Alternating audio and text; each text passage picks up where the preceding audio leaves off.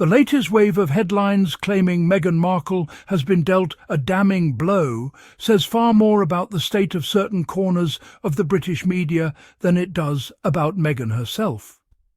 The idea that a newspaper poll run by a publication with a long and documented hostility toward the Duchess should be treated as a serious barometer of national feeling is not just misleading, it is almost laughable. Yet once again, the same tired narratives are being repackaged and presented as truth, with the aim of discouraging Meghan from even setting foot in the United Kingdom.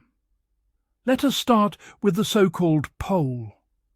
An online poll launched by a tabloid newspaper, shared with its own readership, and answered primarily by people who already consume the paper's content, is not representative of the UK public. It is an echo chamber. When a platform spends years publishing inflammatory headlines, distortions, and outright smears about a woman, it is hardly shocking that its audience responds negatively when asked whether she should return. This is not democracy. It is confirmation bias dressed up as data. 10,000 people clicking a button on a hostile website does not outweigh millions of supporters across the UK and around the world who continue to admire Meghan's work, resilience, and commitment to service. It also does not erase the crowds who cheered her in Birmingham, Manchester, London, and Windsor in the years before the media turned its fire hose on her. Nor does it negate the many Britons who have spoken openly about how ashamed they were of the treatment she received. What is particularly revealing is how quickly this poll is being weaponized. Instead of asking why a segment of the media is still obsessed with driving Meghan out, the narrative becomes Meghan is unwanted. Instead of examining the role tabloids played in fostering hostility, the blame is shifted back onto the woman who endured it. This is the same playbook that has been used against her since day one. The reality is that the rumoured visit to Birmingham in July is not about Meghan seeking validation from the UK public. It is about Prince Harry and the Invictus Games, a global sporting movement that has transformed the lives of wounded, injured and sick service personnel. Invictus is Harry's legacy project, born from his own military service and lived experience. The one-year countdown to the 2027 Games is a significant milestone, and Birmingham, as host city, deserves international attention and support. Meghan's presence alongside her husband would not be a publicity stunt. It would be a show of solidarity with veterans and their families. It would be a continuation of the role she has played at Invictus since the beginning, supporting competitors, amplifying their stories, and bringing warmth and humanity to the event. Anyone who has watched Meghan interact with Invictus athletes knows this is not performative. It is genuine. Yet even this possibility is framed negatively. Instead of celebrating the fact that the UK could host a major global event tied to courage, recovery and community, the focus shifts to whether Meghan should be allowed to attend. The undertone is clear. Meghan's presence is treated as a problem rather than an asset. That framing alone exposes the unfairness at the heart of the coverage. Then there is the issue of security, which is not a footnote but a central and very real concern. Prince Harry has been clear for years that he does not feel it is safe to bring his wife and children to the UK without adequate protection. This is not paranoia. It is grounded in lived experience, credible threats, and the documented abuse Meghan faced at the height of tabloid frenzy. Online hatred does not stay online, and Harry knows that better than most. The idea that Meghan's return should be conditional on security is not an excuse, it is a basic requirement. No responsible parent would knowingly place their family in harm's way. Framing this as Harry being difficult or Meghan being demanding ignores the fact that the state has a duty of care when individuals face elevated risk due to their profile and past service. What is also telling is how quickly some commentators pivot from security to branding. The suggestion from a PR expert that a UK visit would be high risk and high noise reveals an industry mindset that reduces Meghan to a commercial entity rather than a human being. Meghan is not a product launch. She is a woman married to a British prince, the mother of 2 children with a direct connection to this country, and a person who has every right to be present without her motives being questioned. The claim that Meghan's commercial power is strongest in the US and that she does not need Britain for brand validation may be true in a narrow marketing sense, but it misses the bigger picture. Meghan's life and work are not driven solely by brand calculus. If they were, she would have taken many easier paths years ago. Instead, she chose advocacy, philanthropy, and long-term impact, often at personal cost. The warning that a UK visit would reignite old narratives is less a neutral observation and more an indictment of the British media environment.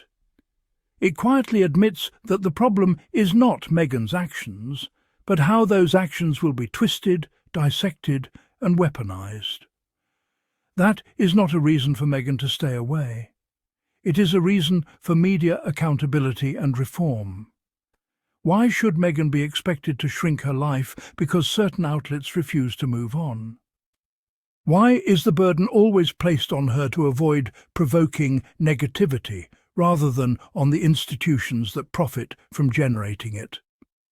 This logic effectively rewards bad behaviour and punishes the victim.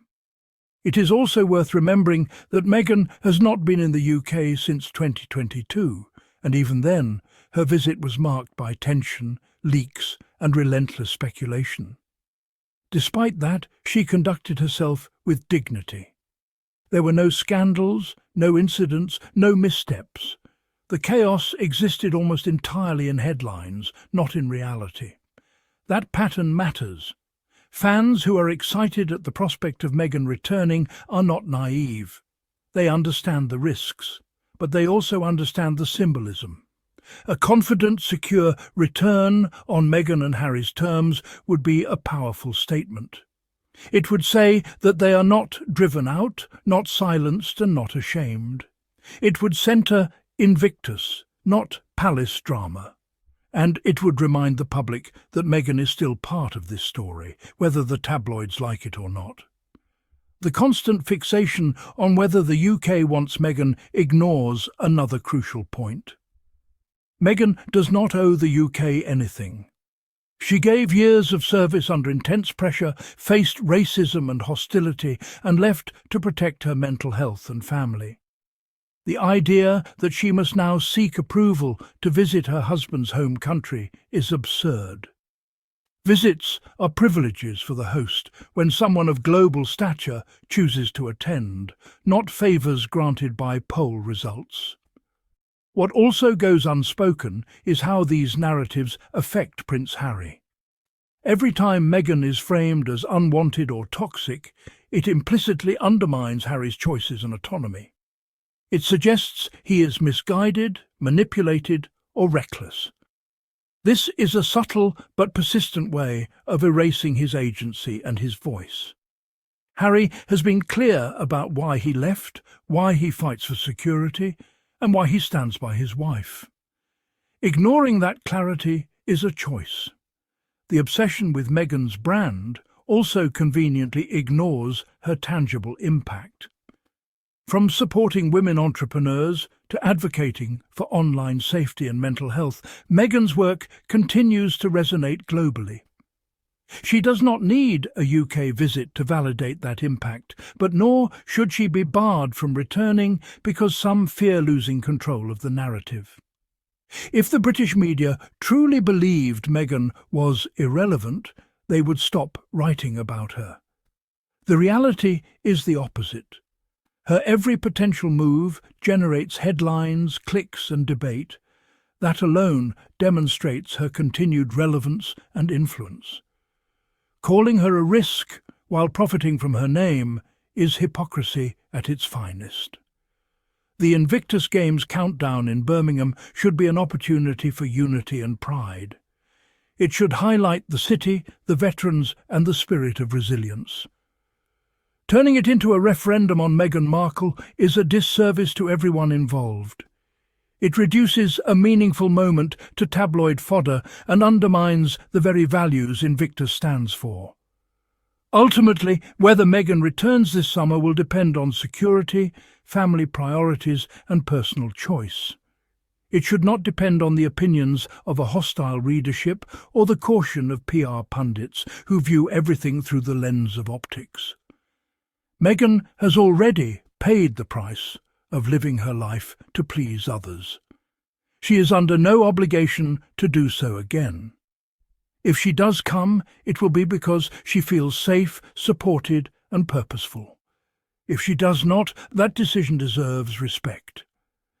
Either way, the attempt to frame her as having suffered a blow rings hollow. Meghan Markle is not defined by polls, warnings or outdated narratives. She is defined by resilience, purpose and the quiet confidence of someone who knows exactly who she is. And that, more than any online vote or media quote, is why she continues to command attention and loyalty worldwide.